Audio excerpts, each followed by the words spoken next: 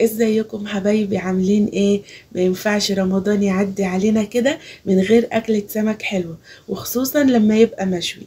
النهاردة هنحضر طريقة شوي السمك البوري والبولتي، وهنتكلم عن اسرار التتبيلة المظبوطة والتسوية اللي هتخلي كل اللي هياكل من ايدك السمك مش هيصدق ان انت شوية في البيت. عشاق البوري والبولتي هياكلوا احلى سمك مشوي في حياتهم. الفيديو جميل وسهل ومش هطول عليكم، تابعوا معايا الفيديو للآخر. ولو عجبكم الفيديو ما تنسوش تحطوا اللايك وتشتركوا في القناة وتفعلوا زر الجرس على الكل عشان يوصلكم كل جديد، وتشاركوا الفيديو مع أصحابكم عشان خاطر الكل يستفيد. يلا بينا نسمي الله ونبدأ وصفتنا ونقول مقاديرنا. أول حاجة هنحضرها معايا وهي التتبيلة. هنجيب جزراية كبيرة أو جزرتين كده نبشرهم، وبصلاية كبيرة هنقطعها جوليان، قرنين فلفل أخضر رومي أو حار متقطعين كده طرنشات، وطماطمتين متقطعين مكعبات، ومعلقتين كبار من التوم المفروم. هنزل عليهم بمعلقة كبيرة كده من الملح، هنحدقه كده ونتبله بتتبيلة جميلة، هيطلع معاكي أحلى سمك كلتيه في حياتك. هنزل بمعلقة كبيرة ملح، عليها معلقة كبيرة من بهارات السمك، ومعلقة من الكمون، معلقة من الكزبرة، وربع فنجان من الخل.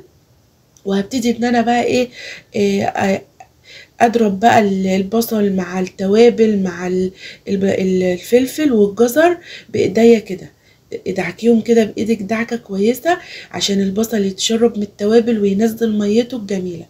وبعد كده هنقوم مقلبين الطماطم عليهم، ونقوم نازلين بعصرتين كده ليمونتين تلاتة. تجيبي ليمونتين تلاتة حلوين كده وتقومي عصرهم. السمك بيحب الليمون والكمون.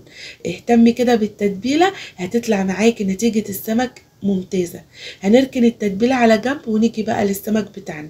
جبنا سمك بوري وبولتي، طبعا هتجيبي الكمية اللي انت حباها. بنجيبه وبننضفه وبنغسله كويس من جوه وبنصفيه، اهم حاجة التصفية علشان تتخلصي من اي ريحة زفارة.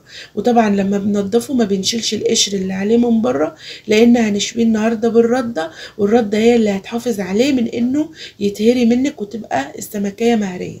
هنتبل بقى السمك بالتتبيلة الجميلة دي من مثلا الظهر لغاية قبل المغرب كده بشوية. يعني تقعد في التتبيلة يعني ساعتين على الأقل. هنخلص كمية السمك معايا ونحطها في التلاجة شوية في التتبيلة، وبعد كده قبل ما نيجي بقى قبل المغرب هنطلعه ونشويه، وهنشوف دلوقتي ازاي. خلاص تبلناه وحشيناه كله كده من جوه بالتتبيلة الجميلة دي. عايزة اقول لكم ريحتها كانت تحفة. هنيجي بقى قبل المغرب كده خلاص هنجهز بقى الفطار. هنقوم جايبين بقى الردة بتاعتنا، ردة ناعمة عادي بتجيبيها من عند اي عطار. هنبتدي بقى ان احنا نجيب السمك بتاعنا ونغمره في قلب الردة كده، ونقلبه يمين وشمال لغاية ما ما كله يبقى كله مليان ردة. عايزة اقول لكم ان الشهور اللي فيها حرف الراء دي شهور تاكلي فيها احلى سمك. يعني شهر يناير فبراير مارس ابريل، اي شهر فيه حرف الراء تاكلي فيه السمك وانتي مطمنه. بيبقى السمك صابح وطازه وطالع من البحر كده، كله خير. دي معلومة أنا عرفتها وفعلا اتبعتها، لقيت فعلا نتيجة السمك ممتازة. خلاص عملناه بالردة. هنجيب بقى صاج معايا نحطه على النار الكبيرة وبعدين نقوم مشغلين عليه لغاية ما يسخن معاكي جامد، يبقى سخن لدرجة ان هو يبقى سخن جامد. تقومي نازلة بالسمك بتاعك من غير اي دهون ومن غير اي زيت، مش هندهن الصاج اي حاجة. هو الزيت اللي هينزل والسمنة والدهون اللي هتنزل من السمك هي دي اللي هنشوي فيها السمك النهاردة. حطيناه بقى على الصاج هنسيبه، مش هنيجي جنبه. هنيجي بقى للتتبيله بتاعتنا اللي نصها اللي اتبقى، هنزل عليها بشريحه ليمونه كده اقطعها شرايح، وهرجع تاني اعصر ليمونه كمان او ليمونتين. وبعد كده هقوم نازله بنص ربطه كزبره او بقدونس او شبت، اي نوع خضره عندك حطيه. كوبايه ميه كبيره، لان دي الدقه اللي هنسقي بيها السمك اول ما يطلع من على الشوي. وبعدين هنقوم مزودينه ملح وكمون، لان طبعا زودنا ميه فنسبة الملح قلت فيه. حتى لو نسبة الملح زيادة فيه ما تقلقيش، السمك هيتشرب وهياخد اللي هو كفه منه ومش هيبقى حادق ولا حاجة. هتتبليه هيديكي نتيجة ممتازة. خلاص هنركن بقى التتبيلة على جنب ونيجي للسمك بتاعنا. هنيجي بقى ايه نرفع طرفه كده بالسباتيولا او بالمعلقه. لو لقيتي السمكه بتتشال معاكي بكل سهوله اعرفي ان هي كده استوت، هتقومي قلبها على الجنب التاني. طب لو لقيتي السمكه لسه ماسكه في الصاج ومش بتتشال سيبيها لغايه ما الكفر بتاعها اللي بره ده يتقرمش كده ويبقى ناشف، تعرفي كده ان هي استوت. وكمان عشان ما تتهريش منك، دي معلومه مهمه لازم تاخدي بالك منها عشان خاطر السمكه ما تتهريش منك وتطلع نيه. ما تقلبيهاش على اليمه التانيه الا لما تلاقيها خلاص بقت متماسكة وبتطلع معاكي بكل سهولة.